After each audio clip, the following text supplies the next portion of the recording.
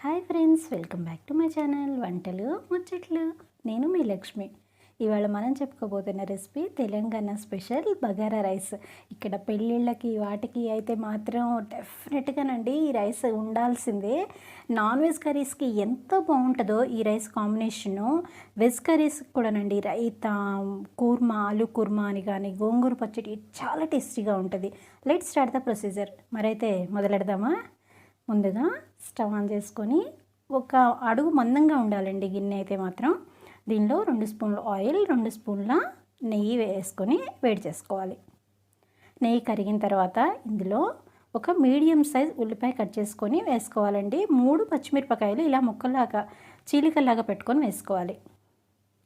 ఇంకా కారం ఏమి వేయము కాబట్టి ఘాటుగా ఉండే పచ్చిమిరపకాయలు కావాలి. ఓకే, ఇప్పుడు కొంచెం ఫ్రై అయిన తర్వాత ఇందులోకి ఒక బగారా ఆకు, అదేనండి బిర్యానీ ఆకు, ఒక అర ఇంచు దాల్చిన చెక్క, 2 అనాస మొగ్గలు, 4 లవంగాలు, 1 టీ స్పూను షాజీరా వేసుకొని ఫ్రై చేసుకోవాలి.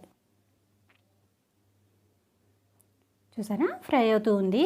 ఇప్పుడు మనం ఇందులోకి ఫ్రెష్గా ప్రిపేర్ చేసుకున్న అల్లం వెల్లుల్లి పేస్ట్ వేస్తున్నాను. అల్లం వెల్లుల్లి పేస్ట్ ఎప్పుడు ఫ్రెష్గా ఉంటేనే చాలా చాలా టేస్టీగా ఉంటుంది. దీనిలోకి కొన్ని జీడిపప్పులు వేసుకోండి మీకు నచ్చినన్ని, అండ్ ఒక అర teaspoon garam masala add చేసుకోవాలి. ఇవి 2 కూడా కలిపి ఫ్రై చేసుకోవాలి. ఒక కప్పుడు ఒక సగం కప్పు, అరకప్పు ఏమో కొత్తిమీర ఆకులండి, ఒక అరకప్పు ఏమో పుదీనా ఆకులు సన్నగా కట్ చేసుకున్నవి ఇవి వేసుకొని వీటిని కూడా చక్కగా పోపంతా పట్టేలాగా ఫ్రై చేసుకోవాలి. నేను 1 గంట ముందే రైస్ నానపెట్టి ఉంచుకున్నానండి. ఇప్పుడు ఆ నానపెట్టిన రైస్ని ఇందులోకి యాడ్ చేస్తున్నాను. చాలా ఈజీ అండి అసలు ఈ ప్రొసీజర్ అయితే మాత్రం ఎంత ఈజీగా చేసుకోవచ్చు.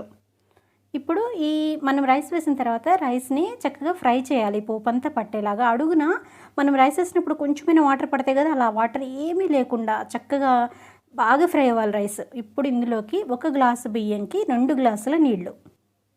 మనం రోజు వంట చేస్తాం కదా, మనం ఏం కొలవక్కర్లేదని మాత్రం అస్సలు అనుకోవద్దండి. ఎందుకంటే ఉజ్జాయింపుగా పెట్టడం వేరే, కరెక్ట్గా పర్ఫెక్ట్గా పెట్టడం వేరే. ఇలా గ్లాస్కి 2 గ్లాసెస్ పెట్టాము అంటే పర్ఫెక్ట్గా ఉడికిద్ది. ఇప్పుడు రుచికి సరిపడా సాల్ట్ వేసుకొని అంత సాల్ట్ అంతా మిక్స్ అయ్యేలాగా ఒకసారి గిన్నె అడుగును కూడా గంటి తాకేలాగా పెట్టుకొని మూత క్లోజ్ చేసి 20 నిమిషాలు మీడియం ఫ్లేమ్లోనే పెట్టి వండితే గుమగుమలాడే బగారా రైస్ రెడీ అయిపోతుంది.